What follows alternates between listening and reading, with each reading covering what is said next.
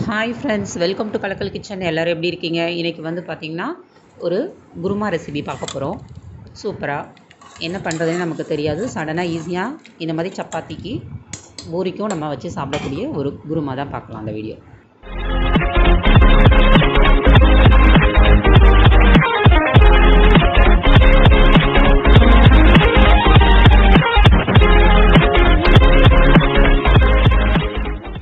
இந்த மாதிரி 3 பெரிய தக்காளியை நல்லா வாஷ் பண்ணி எடுத்துக்கோங்க.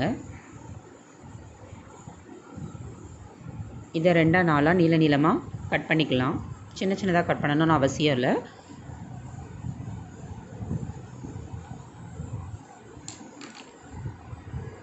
ரெண்டா 3 கீறி போட்டு நம்ம இதை கட் பண்ணி போட்டுக்கலாம். எப்போவுமே வந்து சப்பாத்தியை ஈஸியாக செஞ்சுருவோம், ஆனால் சைடிஷ் பண்ணுறது ஒரு பெரிய கஷ்டம் எல்லாருக்கும். என்ன பண்ணுறதுன்னு தெரியாது யோசிக்கிறோம். இது வந்து ஈஸியாக நம்ம சூப்பராகவும் இந்த குருமா வந்து ஹோட்டல் ஸ்டைல் ருசியிலேயே இருக்கும். நம்ம சட்டுனும் பண்ணிடலாம் குக்கரில் வச்சு பண்ணும்போது. இந்த மாதிரி தக்காளியை 2-4 கீறி போட்டதுக்கப்புறம் இது கூட வெங்காயம் சேர்த்துக்கலாம். பெரிய வெங்காயம், பெரிய சைஸ் வெங்காயம். நல்லா பழுத்த தக்காளியாக இருந்தால் கலர்ஃபுல்லாக இருக்கும். எனக்கு பழுத்த தக்காளி அன்றைக்கி கிடைக்கல, நான் நார்மலாக இருக்கிற நம்ம நாட்டு தக்காளி தான் எடுத்து பண்ணியிருக்கேன். இப்போ வேக வைக்க போகிறோன்றதுனால நான் 4 பெரிய பெரிய சைஸாக கட் பண்ணி போட்டிருக்கேன். இது கூட பெரிய வெங்காயம், ஒரு 3 பெரிய வெங்காயம் கட் பண்ணி இது கூட சேர்த்துக்கலாம். பச்சை மிளகா, ஒரு பச்சை மிளகா நல்லா காரத்துக்காக இது கூட சேர்த்துடலாம்.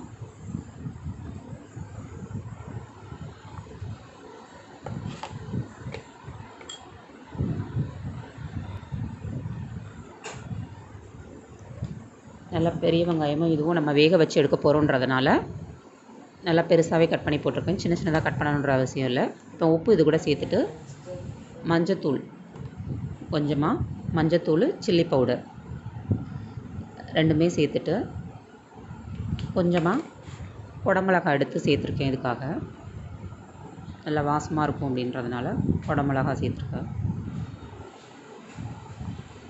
இதையும் ரொம்ப பொடியாக கட் பண்ணணும்னு அவசியம் இல்லை, ஏன்னா குக்கரில் வச்சு தான் நம்ம வேக வச்சு எடுக்க போகிறோம். இப்போ பார்த்திங்கன்னா கொஞ்சம் தண்ணி ஊற்றிட்டு நல்லா அதோடய எசன்ஸ்லாம் வர அளவுக்கு கையை விட்டு நல்லா லைட்டாக நசிச்சு விட்டுக்கலாம். அப்போது நமக்கு நல்லா அந்த ஃப்ளேவரோட ஈஸியாக மிக்ஸ் ஆகி விடும். அதுக்காக நல்லா கலந்து விட்டுக்கலாம்.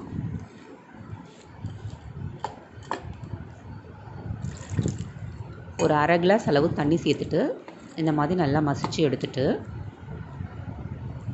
இது அப்படியே நம்ம குக்கரில் வச்சு வேக வச்சு எடுத்துக்கலாம். நான் இன்றைக்கி கொஞ்சம் கொண்டக்கடலை தாளித்து எடுத்து வச்சுருக்க கொண்டக்கடலையை சேர்த்துப்போம். நான் குக்கரில் வேக வச்சு எடுத்துக்க போகிறேன். கொண்டக்கடலையை நம்ம சேர்த்து வேக வைக்க போகிறோம். கொண்டக்கடலை இல்லைன்னா நீங்கள் அப்படியே லிட் போட்டு க்ளோஸ் பண்ணிவிட்டு 3 விசில் வச்சு எடுத்துக்கலாம். நல்லா பூ மாதிரி வந்துடும். நம்ம குக்கரில் வச்சு பண்ணுறதுனால குருமா வந்து சட்டுன்னு ரெடி ஆகிடும். நம்ம சப்பாத்தி பண்ணுற டைமுக்குள்ளே நமக்கு ஈஸியாக கிரேவி ரெடி பண்ணிடலாம். இப்போ கொஞ்சமாக 1 கிளாஸ் அளவு தண்ணி ஊற்றிட்டு நம்ம இது கூட மசாலா சேர்த்துக்கலாம். மசாலா பார்த்திங்கன்னா நம்ம ஆஸ் யூஷுவல் குழம்புக்கு சேர்த்து வச்சுருக்கக்கூடிய அந்த மசாலா தான் நம்ம சேர்த்துக்க போகிறோம்.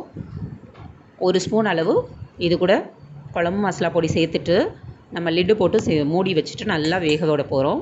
இதுக்கு கரம் மசாலாவோ இல்லை மற்ற எந்த எதுவுமே நம்ம சேர்க்க போகிறதில்ல.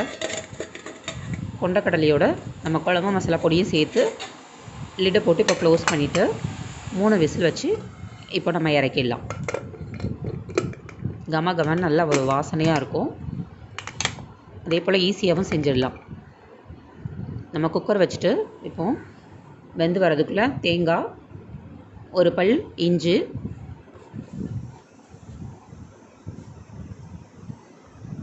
5-6 பல் பூண்டு,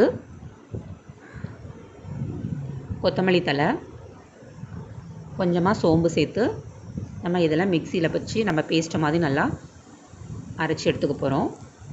இதுதான் அந்த கிரேவிக்கு ஒரு நல்ல ஒரு இன்க்ரீடியன்ட்ஸ் வந்து சேர்த்து நல்லா பேஸ்ட் மாதிரி அரைச்சிட்டோம்.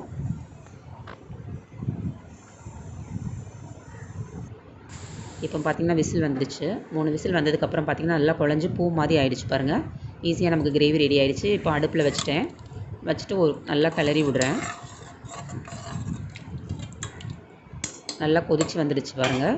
இப்போ நம்ம அரைச்சி வச்சுருக்கக்கூடிய பேஸ்ட் மாதிரி அரைச்சோம்ல, அதையும் இது கூட சேர்த்து நம்ம நல்லா வாஷ் பண்ணி அந்த தனியும் மிக்ஸி ஜார்த்தையும் கழுவி ஊற்றிட்டு நம்ம இதை ஒரு கொதி விட்டு எடுத்துகிட்டு உப்பு காரம் எல்லாம் சரியாக இருக்கான்னு இந்த டைமில் நீங்கள் செக் பண்ணிக்கோங்க. சூப்பராக இருக்கும். கொத்தமல்லி தழை, தேங்காய், நம்ம போட்டிருக்க அந்த சோம்பு, இது எல்லாமே கமகமன்னு அப்படியே வாசம் வருது சூப்பராக. 2 சப்பாத்தி சாப்பிட்ற இடத்துல நம்ம 4 சப்பாத்தி சாப்பிட்றோம் ஃப்ரெண்ட்ஸ். அவ்வளோ ருசியாக இருக்கும். எல்லோரும் ட்ரை பண்ணி பாருங்கள். ஈஸியாகவும் நீங்கள் ரெடி பண்ணிடலாம். இது கொதிச்சிடுச்சு. இது கிரேவி வந்து நல்லாவே ரெடி ஆகிடுச்சு. இப்போ இந்த சைடில் நம்ம தாளித்து இது கூட மிக்ஸ் பண்ணி விட்டுறலாம். ஃபைனலாக ஒரு கடாயில் 1 ஸ்பூன் அளவு நான் வந்து நெய் ஊற்றிருக்கேன். இப்போ நெய் ஊற்றி தாளிக்கும் போது நமக்கு ஹோட்டலில் கிடைக்கிற அதே குருமா, பரோட்டாக்கெலாம் வச்சு சாப்பிடுவோம் பாருங்களேன், அது மாதிரி இருக்கும். இந்த மாதிரி நம்ம நெய் ஊற்றி தாளிக்கும் போது இதில் பிரிஞ்சி இலை, 2 கிராம்பு, நம்ம பட்டை, கடல் பாசி இருந்ததுன்னா அது கூட நீங்கள் சேர்த்து இது கூட நல்லா ரோஸ்ட் பண்ணி எடுத்துக்கலாம். இப்போ நல்லா பொரிஞ்சு வந்ததுக்கப்புறம் இதை நமக்கு ரெடியாக இருக்க குழம்புல சேர்த்துட்டோம் ஃப்ரெண்ட்ஸ். சூப்பராக ரெடி ஆகிடுச்சு. எல்லோரும் இந்த ரெசிபியை ட்ரை பண்ணிவிட்டு லைக் பண்ணுங்கள், ஷேர் பண்ணுங்கள், சப்ஸ்கிரைப் பண்ணுங்கள். நம்ம சேனலை ஃபஸ்ட் பார்த்தீங்கன்னா சப்ஸ்கிரைப் பண்ணிக்கோங்க. பக்கத்தில் இருக்க பெல் ஐக்கானை கிளிக் பண்ணிக்கோங்க. அப்போ தான் நாங்கள் போடுற வீடியோஸ் உங்களுக்கு நோட்டிஃபிகேஷன் வரும்.